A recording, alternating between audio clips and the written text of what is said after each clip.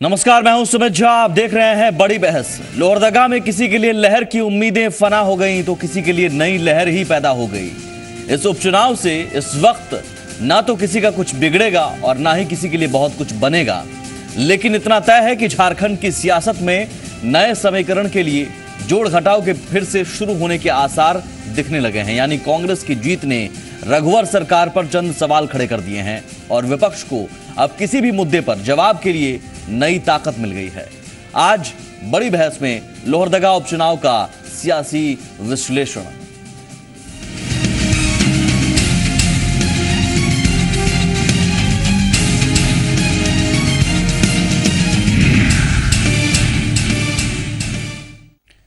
लोहरदगा उपचुनाव में कांग्रेस के सुखदेव भगत ने बड़ी जीत हासिल की, लिहाजा अब इस जीत से ये सुगबुगाहटें तेज हो गई हैं कि बिहार की तरह ही अब झारखंड में भी विपक्ष एकजुट होगा।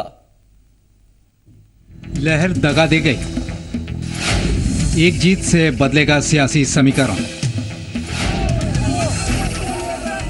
लोहरदगा चुनाव में कांग्रेस ने बड़ी जीत हासिल कर राज्य की सियासत में बड़े फेरबदल के इशारे दे दिए हैं।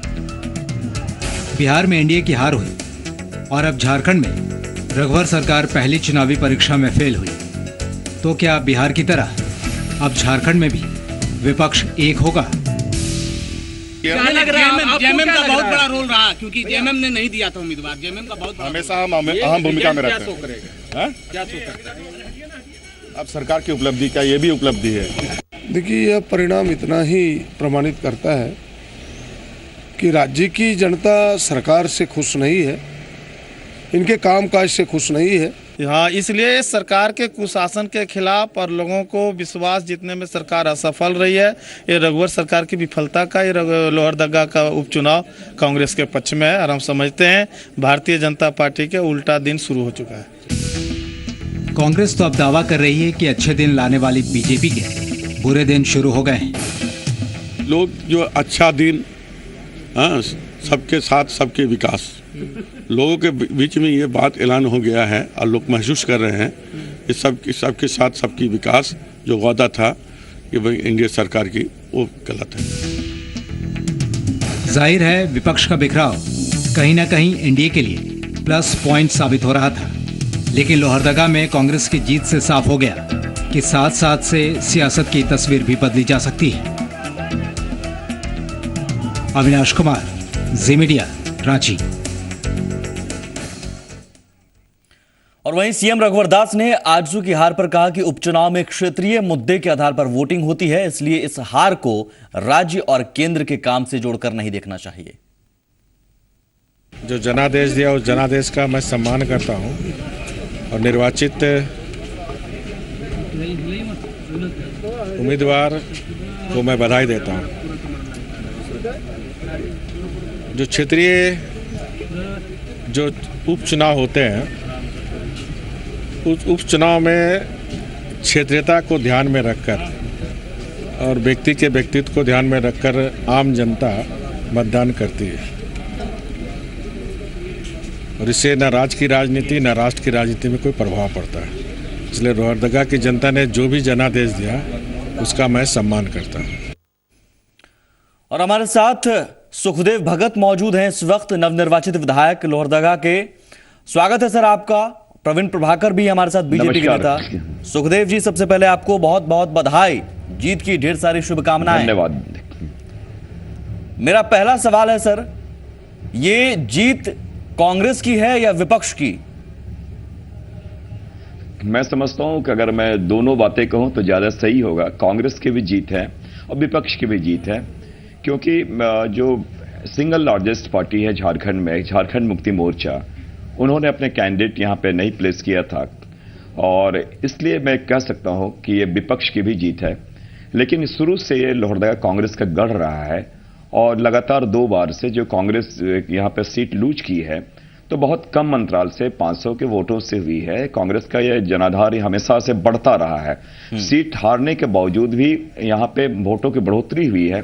तो ये मैं कह सकता हूं कि कांग्रेस की जरूर जीत हुई है, लेकिन कहीं न कहीं विपक्ष जेएमएम का है, जेएमएम ने अपने कैंडिडेट नहीं खड़ा किए हैं और उनका नैतिक समर्थन जरूर रहा है, तो ये कह सकते हैं कि विपक्ष की भी जीत रही है। ठीक है सर, अब हार को लेकर मैं ऐसा ही कुछ सवाल ये हार किसकी है, एनडीए की या सरकार की? ये हार दोनों की है, एनडीए की भी है, सरकार की है। एक सालों में जिस प्रकार केंद्र की मोदी जी की सरकार जो है, उससे लोगों में एक घोर निराशा का वातावरण आया है। झारखंड में भी रघुवर सरकार जी उन्हीं के नक्शे कदम पे हैं और घोषणाओं की सरकार रह गई है और जन आकांक्षाओं पे सरकार बुरी तरह विफल रही, पूर्णतः विफल रही है और लोगों में एक आक्रोश है। और बुनियादी जो चीजें हैं, छोटी छोटी जो चीजें हैं और जो सोशल सिक्योरिटीज की जो चीजें हैं, ये वेलफेयर स्टेट है, लेकिन मैं कह सकता हूं कि चाहे ओल्ड एज पेंशन जैसी छोटी चीजें हैं, आपको इंदिरा आवास है, मनरेगा के जो लेबर कंपोनेंट के पैसे हैं, ये सारे चीजों में भी सरकार पूर्णतः विफल है, उदासीन है, इनका पेमेंट नहीं हो रहा है। ऐसे बहुत सारी बुनियादी चीजें हैं और एक साल में ये सरकार ने कोई भी ऐसा काम नहीं किया है जिससे लोगों की आस्था इस सरकार के साथ जुड़ पाए। ये भी मैं कह सकता हूं कि अभी एक साल में जो कैबिनेट का एक्सपेंशन जो है 12 है, वो भी ये नहीं कर पाई है और कहीं न कहीं सरकार आम जनों के प्रति, झारखंड के आम जनों के प्रति प्रतिबद्ध नहीं है। ये अपने दिल्ली के आकाओं को खुश रखने में ज्यादा विश्वास रख रही है। लेकिन सर, सीएम रघुवर दास को आपने सुना, उन्होंने कहा है कि क्षेत्रीय चुनाव या उपचुनाव राज्य की राजनीति या राष्ट्र की राजनीति पर असर नहीं डालता है और ना ही उसका कुछ असर होता है राज्य सरकार के कामकाज का या केंद्र के कामकाज का। दो चीजें हैं, इस निश्चित रूप से इस जीत हार से सरकार के सेहत पे कोई बहुत असर नहीं पड़ने का है, लेकिन ये मैं जरूर कहता हूं पूरी सरकार यहां पर एनडीए, मैं कहता हूं एनडीए यहां फाइट कर रही थी और लोगों ने जनादेश उसके विपरीत दिया। तो ये कह सकते हैं उनके जो कार्यशैली है, उनके कार्य करने के जो ढंग है, उनकी जो नीतियां हैं, उसको यहां की जनता ने पूरी तरह नकारा है। चलिए ठीक है सर, मैं आपके पास आता हूं। प्रवीण प्रभाकर साहब हमारे साथ हैं। प्रवीण जी, 28 दिसंबर को जश्न मनाने की तैयारी जरूर आप कर रहे होंगे एक साल पूरा होने पर, लेकिन क्या इस हार के बाद उस जश्न पर असर पड़ेगा? नहीं, जैसा कि आदरणीय मुख्यमंत्री जी की बात आपने भी सुनी, ये उपचुनाव, मैं इस स्टूडियो में पिछली बार भी आया था तो ये मैंने कहा था कि उपचुनाव जो है वो सरकार की जीत और सरकार की हार का कोई पैमाना नहीं होता है उपचुनाव, और इसमें सरकार के परफॉर्मेंस का भी पैमाना नहीं होता है। ये भी मैंने आपके स्टूडियो में पिछली बार कहा था और मुख्यमंत्री जी ने भी यही कहा कि वो स्थानीय आधार पर उपचुनाव लड़े जाते हैं और इस आधार पर वो चुनाव सुखदेव भगत जीता है और हमारी ओर से उनको बहुत बहुत बधाई है, शुभकामनाएं हैं और हम उनसे अपेक्षा करेंगे कि लोहरदगा के विकास के लिए जो उनकी भूमिका है उस भूमिका का वो निर्वहन करें। प्रवीण जी, लेकिन चेहरा तो रघुवर दास थे ना प्रचार के तौर पर? नहीं, वो ठीक है, मैं उससे कहीं इंकार नहीं है, लेकिन तो फिर चेहरा का असर नहीं हुआ। व्यक्तित्व के आधार पर वहां पर लड़ा गया और सुखदेव भगत जी प्रदेश अध्यक्ष के रूप में और एक राजनीति के दिग्गज व्यक्तित्व के रूप में वहां पर थे, तो जनता के बीच में उन्होंने विश्वास अर्जित किया और जिसके कारण सर आप इस उपचुनाव को आज इतना मान रहे हैं कि कोई तरजीह देने वाली बात नहीं है, लेकिन चुनाव प्रचार में सीएम रघुवर दास जिस तरह उतरे, ऐसा लगा कि बहुत ज्यादा तरजीह आप लोग दे रहे थे, अब तरजीह नहीं दे रहे हैं, हार हुई तो? नहीं, किसी सीएम मुख्यमंत्री महोदय एक दिन गए थे चुनाव प्रचार में और इस ढंग का कोई हबोक के ढंग का चुनाव प्रचार वहां पर नहीं हुआ। एक सामान्य उपचुनाव की तरह एनडीए ने उसको लड़ा। चेहरा के तौर पर कैंडिडेट के आधार पर बड़ा चेहरा तो रघुवर दास थे ना, उनके कामकाज को लेकर थोड़ा सा भी आकलन, 20% सर कुछ तो आकलन हुआ होगा। नहीं, मैं ऐसा नहीं मानता हूं, चूंकि मैं ये भी नहीं मानता हूं कि रघुवर दास जी के मुख्यमंत्री बनने के बाद कोई काम नहीं हुआ है, लेकिन मैं ये मानता हूं कि मेरा ये नहीं मानना है कि इससे सरकार के कामकाज का कोई पैमाना यहां से दिखता है। ये सीधे सीधे प्रत्याशियों के व्यक्तित्व के आधार पर इस चुनाव को जनता ने देखा और उसी आधार पर वहां निर्णय दिया है, जो परिणाम आए हैं उससे वही जाहिर है। सुखदेव जी, तो क्या ये व्यक्तित्व की लड़ाई थी? निश्चित रूप से व्यक्तित्व मायने रखता है, लेकिन बावजूद इसके मैं ये कह सकता हूं कि सरकार, जो रघुवर दास जी माननीय मुख्यमंत्री जी लोहरदगा आए थे इलेक्शन कैंपेन में, तो अपनी उपलब्धियां गिना रहे थे, अपनी नीतियों को यहां बतला रहे थे। तो ये सारी चीजें कहीं न कहीं, अभी एक साल उनका होने का है सरकार का और वो रिपोर्ट कार्ड देंगे अपनी उपलब्धियों का, लेकिन जनता ने एक सिरे से उन्हें नकार दिया है। तो जरूर मैं कहूँगा कि उनकी जो नीतियाँ हैं, उनकी जो घोषणाओं की जो सरकार रही है, उसके प्रति लोगों में एक आस्था नहीं आ पाई है। और ये कह सकते हैं कि सरकार के जो कार्यशैली है वो जन विरोधी है और जनता ने इनको पूरी तरह नकार दिया है। प्रवीण जी। हाँ, नहीं, इससे मैं कहीं भी सहमत नहीं हूँ। ये कहने वाली सिर्फ बात है। एक साल में रघुवर दास जी ने राज्य की दिशा बदली है, राज्य में कार्य संस्कृति विकसित की है और राज्य के विकास के जो गति है उसको पटरी पर लाने के लिए उन्होंने भरपूर प्रयास कर रहे हैं। और लोहरदगा में भी नहीं काम हुआ ऐसा नहीं है, लोहरदगा में भी कई विकास के काम हुए हैं। तो सर फिर जनता ने कई होने नकार बाकी क्यों हैं, दिया? लेकिन एकदम से खारिज कर देना सही नहीं है। मैं बार बार ये कहना चाहता हूं कि प्रत्याशियों के व्यक्तित्व के आधार पर जनता ने इस चुनाव को लिया। सर एक पहलू व्यक्तित्व हो सकता है, पूरा चुनाव तो व्यक्तित्व के इर्द गिर्द नहीं होगा। मुझे यह स्वीकार करने में कोई हिचक नहीं है कि व्यक्तित्व के पैमाने पर सुखदेव भगत जी 20 पड़े और इसका उनको लाभ मिला और इसी कारण उनको जीत हासिल। प्रवीण जी, ठीक है सर, व्यक्तित्व एक पहलू हो सकता है, पूरा चुनाव तो व्यक्तित्व के इर्द गिर्द नहीं हुआ होगा ना। एक पहलू व्यक्तित्व है। नहीं, ये चुनाव मैं पूरे चुनाव में था, पूरा चुनाव इसी आधार पर वहां दिख रहा था, इसी पैमाने पर दिख रहा था। सर रघुवर दास जी फिर ढंग से ध्रुवीकरण अपनी सरकार की उपलब्धियों को लेकर क्यों गए थे? फिर क्या उन्हें भरोसा था कि उपलब्धियों को लेकर जाएंगे तो जीत मिलेगी? नहीं, वो देखिए, हमारा प्रयास था कि सरकार की उपलब्धियों के आधार पर भी वहां पर चर्चा हो, लेकिन जो अंतिम समय में जो उपलब्धियों पर सुखदेव भगत जी की करिश्माई व्यक्तित्व भारी पड़ गया। नहीं, हमारी तरफ से जो कैंडिडेट थी नीरू शांति भगत, वो उनका राजनीति में एकदम नहीं थी और कहीं ना कहीं जनता की अपेक्षाओं पर या जनता का विश्वास उस ढंग से नहीं जीत पाई जो समय उनको मिला। काफी कम समय मिला, उसमें वो पूरी ढंग से देखिए, मैं आप फिर दूसरी तरफ ट्रैक पर पकड़ लेते हैं। मैं कह रहा हूं कि सीएम रघुवर दास अपनी उपलब्धियों को लेकर गए थे, गिना रहे थे, उन उपलब्धियों के आधार पर नीरू शांति भगत की जीत की अपील कर रहे थे। तो क्या उन उपलब्धियों पर आप ये मानकर चल रहे हैं कि सुखदेव भगत जी का करिश्माई व्यक्तित्व, आप कह रहे हैं कि व्यक्तित्व जीता है, तो करिश्माई व्यक्तित्व ही होगा जो सीएम की उपलब्धियों पर भारी पड़ गया? नहीं सुमित जी, मैं जो कहना चाह रहा हूं, मैंने स्पष्ट कहा कि ये चुनाव प्रत्याशियों के व्यक्तित्व के आधार पर जनता ने इसको लिया, इसमें कहीं भी वहां से बाहर जनता नहीं निकल पाई। सुखदेव जी, क्या ऐसा है क्या? और अगर ऐसा है तो फिर यही व्यक्तित्व प्रवीण जी इससे पहले क्यों नहीं असरदार रहा? सुखदेव जी तो पहले भी थे। पहले कमल किशोर भगत थे। अच्छा। और कमल किशोर भगत भी आजसू के कार्यकारी अध्यक्ष हैं और ये भी प्रदेश अध्यक्ष थे, तो दोनों समान कद के थे। अभी जो हमारा प्रत्याशी थी नीरू शांति भगत, वो कहीं ना कहीं वो, तो ये बात आप जानते थे कि ये सुखदेव भगत जी के मुकाबले नीरू शांति भगत जी कमजोर पड़ जाएंगी, तो आपने एक हारने वाले कैंडिडेट आप लोगों ने उतार दिया, इसका मतलब जानते हुए सुखदेव भगत जी के व्यक्तित्व के बारे में?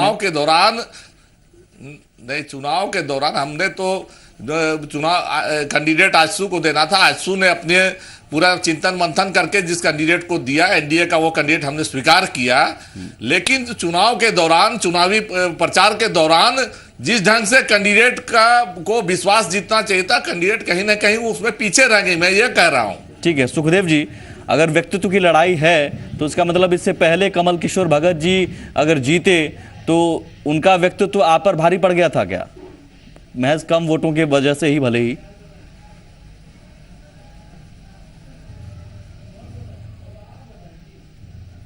सुखदेव जी। हाँ, हेलो जी, आप तक आवाज आ रही है सर? आवाज पे आपकी आवाज क्लियर नहीं आ रही है। मैंने ये कहा सर कि बीजेपी के नेता कह रहे हैं कि इससे पहले कमल किशोर भगत जी थे, सजायाफ्ता है, लेकिन कमल किशोर भगत जी का व्यक्तित्व क्या आप पर भारी पड़ गया जो वो जीत गए इससे पहले के चुनाव में? अगर व्यक्तित्व की लड़ाई है तो ये कोई फैक्टर नहीं है। व्यक्तित्व कहीं से भारी पड़ने की बात नहीं है। दो चीजें हैं, पिछली बार भी एनडीए ने चुनाव यहाँ पे लड़ा था, भारतीय जनता पार्टी आज उसको कंबाइंड वे में चुनाव लड़ी, इस बार भी कंबाइंड वे में लड़ी। उनके और रघुवर दास जी की पूरी जो कैबिनेट के उनके लोग सहयोगी हैं, अलग अलग मंत्री अलग अलग ब्लॉक में यहाँ कैंप किए हुए थे और अपनी उपलब्धियां यहाँ गिना रहे थे कि हमने ये किया, हमें ये करना है।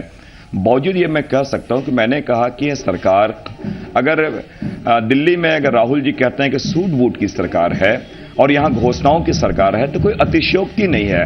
ये आम जनों को, उनको रिजल्ट चाहिए, परिणाम चाहिए, और जो बुनियादी चीजें हैं वो उन्हें चाहिए।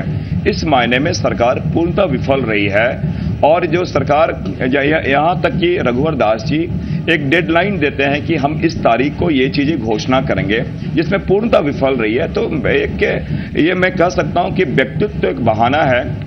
इनको स्वीकार, सहज भाव से स्वीकार करना चाहिए कि जनता इनसे ऊब चुकी है और इनकी नीतियों से जनता काफी उदासीन हो चुकी है। और ये जो जनादेश है ये रघुवर दास सरकार के खिलाफ है, ये मैं जरूर कहना चाहूंगा। प्रवीण जी, ये बहाना है व्यक्तित्व। दरअसल देखिए, ईमानदारी से जनादेश के बाद समीक्षा होनी चाहिए। कहीं ना कहीं कुछ तो गड़बड़ी होगी। आपकी नीति भले ही ठीक हो रही होगी, लेकिन शायद अमल नहीं हो पा रहा होगा। मैं एक हिंट दे रहा हूं सर आपको, एक ईमानदारी से क्या स्वीकार करने में परहेज क्यों राजनीति में? नहीं, कहीं कोई स्वीकार करने में परहेज नहीं है, लेकिन जो वहां की सच्चाई है उसी को मैंने बताया। अगर ऐसा नहीं रहता तो पिछली बार 2 बार से कमल किशोर भगत वहां नहीं जीतते। सर कितने अंतर से जीते हैं पिछली बार और इस बार कितने अंतर से जीते हैं, ये आप भी जानते हैं सर। 600-500 वोटों के अंतर से पिछली बार जीते वो, और सुखदेव जी हारे। सुमित जी, एनडीए को जो वोट आए हैं वो थोड़ा ही सा कम है पिछली बार जो वोट आए थे, उससे बहुत ज्यादा कम नहीं है। लेकिन मार्जिन तो देखिए सर, करीब 4-5 हजार का फर्क है। वो उतना वोट, 50,000 से ऊपर वोट हमने हासिल किया है। जो जनता पिछली बार हमारे साथ थी उतनी जनता का समर्थन हमको हासिल हुआ है। और बंधु तिर्की जैसे प्रत्याशी से तिगुना वोट हमारी प्रत्याशी ने पाया है। सर आपका तो मुकाबला किससे, राजनीति बंधु में तिर्की नहीं जी होने से के था? बावजूद भी उनका जो प्रदर्शन है वो संतोषजनक है। इसका मतलब आपका मुकाबला बंधु तिर्की जी से था, सुखदेव जी से नहीं? नहीं, वो नहीं कर रहा हूं। मैं कह रहा हूं कि वो एकदम राजनीति में नहीं होने के बावजूद ये प्रदर्शन हमारा रहा। मैं इसकी बात कर रहा हूं। प्रवीण जी, सवाल इसलिए ये उठ रहा है, देखिए मैंने तो बिहार चुनाव में भी हार हुई और बिहार चुनाव में भी मोदी जी ये कहते रहे, उदाहरण देते रहे झारखंड में विकास को, और झारखंड में इतने काम हुए। ये पूरे चुनाव प्रचार में पीएम मोदी बगल के राज्य झारखंड में हुए विकास कार्यों को गिनाते रहे। इसलिए प्रतिष्ठा का सवाल इसलिए बन जाता है कि अगर मोदी जी बिहार चुनाव में गिना रहे हैं उस राज्य के दूसरे राज्य के कार्य को, तो उस राज्य में तो उस कार्य का असर होना था, कुछ तो असर होना था सर। नहीं, देखिए असर तो हुआ, तब तो 50,000 वोट आए हैं। ऐसा नहीं है कि जनता ने एकदम नकार दिया है। 50,000 से ऊपर वोट हमें आए हैं। लेकिन अच्छा ठीक है सर, अब यहीं पर आप अपेक्षित जीत के लिए जो समर्थन हासिल करना था, प्रवीण जी मैं टोक रहा हूं, माफी चाहता हूं, लेकिन यहीं पर आप विरोधाभास कह रहे हैं। अब आप कह रहे हैं कि उपलब्धियों के आधार पर 50,000 वोट मिले, और इससे पहले कह रहे थे कि व्यक्तित्व की वजह से हम हार गए। अब तय कर लीजिए सर कि उपलब्धियों की वजह से आप 50,000 वोट मिले या हारे किस वजह से? नहीं, मैं कह रहा हूं कि जनता ने अगर मुझे पूरा खारिज कर दिया होता तो बंधु तिर्की से भी कम वोट आते ना। 50,000 से ऊपर वोट वहां आए हैं। 50,000 जो जनता है उसने हमें समर्थन दिया है। इसका 50,000 लोग हम पर भरोसा किया है। आपकी सरकार की उपलब्धियों पर भरोसा कर रहे हैं, पीछे रह गई, ये कर 50,000 लोग अगर आए हैं तो आपकी सरकार की उपलब्धियों के बिना पर आए हैं, ये मानकर आप चल रहे हैं ना? नहीं, वो मैं उपचुनाव में सिर्फ सरकार को आप एक फैक्टर बना के जो चल रहे हैं। अभी आपने कहा सर, यही बात अभी आपने कही है कि सरकार की उपलब्धियां ही थी जो 50,000 वोट आ गए। नहीं, मैं ये कह रहा हूं कि वहां जनता का विश्वास हमारे पर, 50,000 जनता ने विश्वास हमारे ऊपर व्यक्त किया। ये किस पर? नीरू शांति भगत पर या सरकार पर? नहीं, पूरे चुनाव में पूरे गठबंधन पर उसने भरोसा किया। उसमें कई फैक्टर होते हैं, जिसमें एक फैक्टर सरकार होती है, एक फैक्टर कैंडिडेट होता है, और तो मैं कह रहा हूं स्थानीय उसमें फैक्टर होते हैं। एक फैक्टर सरकार भी होती है, यही तो मैं कह रहा हूं सर। सुमित जी, आप पूरी तरह से हार का ठिकरा सरकार पर फोड़ना चाहते हैं। मैं सर कहां होता हूं फोड़ने वाला? सुखदेव जी कह रहे हैं आपको। नहीं, आप बार-बार इसी चीज को कह रहे हैं। नहीं, सुखदेव जी, सरकार की ऐसा नहीं है, नाते आपको सलाह दे रहे हैं सर कि सरकार की नीतियों की समीक्षा होनी चाहिए। क्या सुखदेव जी, मैं अगर गलत नहीं हूं तो आप शुभचिंतक होने के नाते एक सलाह देंगे? सुखदेव जी, हेलो जी, मैं ये कहना चाह रहा हूं सर, क्या आप एक शुभचिंतक होने के नाते एक सलाह देना चाह रहे हैं क्या सरकार को अपनी नीतियों की समीक्षा करनी चाहिए, अपने कार्यकाल की समीक्षा करनी चाहिए, कार्यकलाप की समीक्षा करनी चाहिए इस हार के बाद? नहीं, सलाह की बात नहीं है। मैं ये कह रहा हूं कि चुनाव कहीं न कहीं एक सरकार की कार्यशैली पे मैं समझता हूं कि वो परिलक्षित होती है कि अगर समर्थन होता है तो मतलब सरकार की जो कार्यशैली है उससे लोग संतुष्ट हैं, और अगर विपरीत परिणाम आते हैं तो इसका मतलब सरकार की कार्यशैली से लोग नाखुश हैं। और मैं दावे के साथ कह सकता हूं कि लोहरदगा में जहां पे भारतीय जनता पार्टी के गढ़ जो माना जाता है वहां भी जिस प्रकार हमें बढ़त मिली है, तो ये साबित करती है कि न केवल विपक्ष के लोग वरन सरकार को जो समर्थन देने वाले लोगों में भी एक आक्रोश है सरकार की कार्यशैली पे, सरकार की नीतियों पे। इसलिए मैं कह रहा हूं कि जो चीज सरकार की जो नीतियां हैं, उस नीतियों के भारतीय जनता पार्टी की जो नीति है उसको जनता ने पूरी तरह नकारा है, उनसे नाखुश हैं, और एक लोगों में एक आक्रोश है। मैं जरूर कहना चाहूंगा आक्रोश का रिफ्लेक्शन ये चुनाव है, आक्रोश का रिफ्लेक्शन है। प्रवीण जी, प्रवीण जी। नहीं, मैं इससे सहमत नहीं हूं। चलिए सर, आप सहमत नहीं? मैं इससे सहमत नहीं हूं। ठीक है, मैं दूसरे पहलू पर आता हूं। इस नतीजे के दूसरे पहलू को देखें तो क्या सुखदेव जी हम ये मानकर चलें कि बिहार की तर्ज पर विपक्ष एकजुट होगा आने वाले दिनों में और मजबूती से? क्योंकि जेएमएम अंतिम क्षण तक ये उसने नहीं कहा औपचारिक तौर पर कि वो समर्थन आपको दे रहा है। निश्चित रूप से जहां राजनीति में केवल बेमेल गठबंधन की बात नहीं है, गठबंधन के मायने है कि जो एक समान विचारधारा वो मायने रखता है। और मैं समझता हूं कि जहां तक जेएमएम और कांग्रेस की जो बात है, दोनों एक नेचुरल आई है, और हमने प्रयास भी किया था जेएमएम से बात करने की, जेवीएम से भी मैंने बात की है कि एक साझा उम्मीदवार हो और एक कम से कम जो बिहार के तर्ज पे यहाँ पे गठबंधन हो, अलायंस हो, और एक कॉमन एक एजेंडे पे तहत हम चलें। ये अलग बात है कि जेवीएम बाबूलाल मरांडी जी उनकी अपनी डफली अपनी राग वो अलग चले आए, और अपने कैंडिडेट का जिनका मैंने कहा वो हमेशा क्षेत्र भी बदले, दल भी बदले। नतीजा ये हुआ कि उनके कैंडिडेट का वो पूर्व मंत्री जो थे उनकी जमानत जब्त हो गई है। और जहां तक जेएमएम की बात है, उन्होंने कैंडिडेट नहीं दिया, लेकिन कैंडिडेट नहीं दिया और औपचारिक घोषणा समर्थन के नहीं किया, लेकिन एक नैतिक समर्थन था। और मैं चाहूंगा कि भविष्य में भी दोनों क्योंकि राजनीति में संभावनाओं का द्वार खुला रहता है, और अगर जो समान विचारधारा के साथ एक कॉमन एजेंडे के साथ अगर वो चलना चाहें, हम लोग चलना चाहें, तो एक संभावना है और उस लाइन पे बातें होनी चाहिए। महागठबंधन जैसा यानी स्वरूप हम देख सकते हैं झारखंड में भी? नहीं, बिहार ऐसा महागठबंधन की बात तो मैं नहीं कर रहा, लेकिन एक निश्चित रूप से मैं कहना चाहूंगा कि कोई ये भाजपा कोई थ्रेट है, ये बात फैक्टर नहीं है, एनडीए कोई थ्रेट, ये फैक्टर नहीं है। फैक्टर ये है कि किस नीतियों के तहत, किन सिद्धांतों के तहत, कैसे हम जन आकांक्षाएं हैं उन आकांक्षाओं की हम पूर्ति कर सकें, राज्य का विकास हम कैसे कर सकें। और सबसे बड़ी बात है कि राज्य में एक सरधर संभाव की जो बात है, सरधर एक सहिष्णुता का जो वातावरण है वो यथावत रहे, अक्षुण्ण रहे, ये भी एक बहुत बड़ा फैक्टर है। जब तक शांति नहीं होगी तब तक हम विकास नहीं कर पाए। ये सारी चीजें हैं। अगर इन सारी बिंदुओं पर एक सहमति बनती है तो मैं समझता हूं कि विपक्ष को एकजुट होना चाहिए। इसका असर प्रवीण जी आपकी सेहत पर? नहीं, झारखंड में तो कोई हमको नहीं लगता है कि कोई ज्यादा सेहत पर फर्क पड़ने वाला है। सरकार पूरी मजबूती सरकार की सेहत पर नहीं सर, 5 साल पूरे मैं सियासी तौर पर एक सेहत की बात कर रहा हूं। अगर विपक्ष एकजुट हो जाए तो बहुत मुश्किल होती है।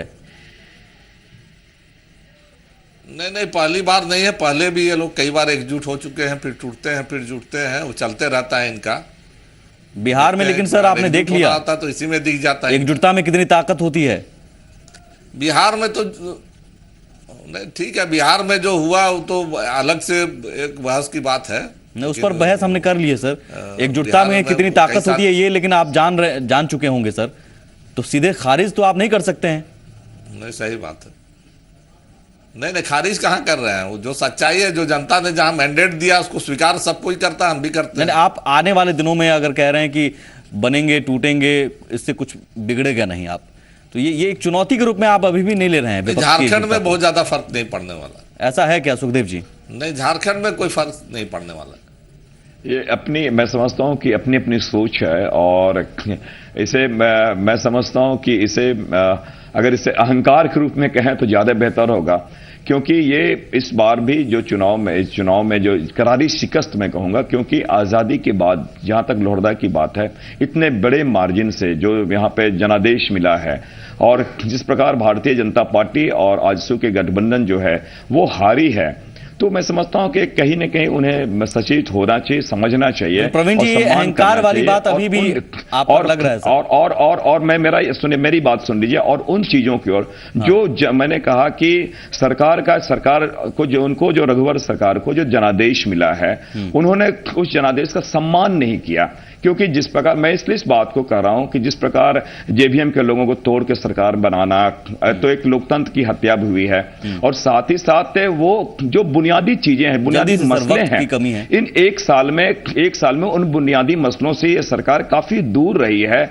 और मेरा ये मानना है कि न्यूक्लियस में जो आम जन होने चाहिए, इस सरकार के न्यूक्लियस में आमजन नहीं है और प्रायोरिटी इनकी कोई और कहीं दिल्ली रही है। प्रवीण, जल्दी से अहंकार वाली बात आप एक सामने आ रही है, बहुत जल्दी से सर, 30 सेकंड। नहीं, इसमें ऐसी कहीं कोई बात नहीं है। और मेरे ख्याल से सुखदेव जी अभी जीत के आए हैं, हमारे मित्र हैं और उनसे काफी आशाएं हैं, तो उनको पहले सकारात्मक विपक्ष की भूमिका की अपनी तैयारी करनी चाहिए। चलिए सुखदेव जी, वक्त की कमी के कारण आखिरी सवाल सर। और कहीं भी सरकार जनता से दूर नहीं है। 1 साल पूरा होने को है, एनिवर्सरी गिफ्ट दिया जाता है, क्या गिफ्ट देंगे आप? मैं 2 चीज कहना चाहूंगा। निश्चित रूप से जनादेश का मैं सम्मान करता हूं, उनको जो जनादेश पिछली बार मिला है, लेकिन एक सशक्त भूमिका मैं विपक्ष की जरूर निभाने का प्रयास करूंगा। और ये मैं चाहूंगा कि विपक्ष सारा एक होके उन मुद्दों पे सरकार को जरूर घेरने का प्रयास करे जिन मुद्दों पे सरकार ने एक नकारात्मक। ठीक है सर, आप दोनों को बहुत शुभकामनाएं। मेरे ख्याल से जीत हार लगी रहती है राजनीति में, झारखंड के विकास के लिए आप दोनों एकजुट रहें, और एकजुट सियासी तौर पर भले ही नहीं, लेकिन विकास के लिए एकजुट होकर प्रयास करें। फिलहाल आप देख रहे थे बड़ी बहस। नमस्कार।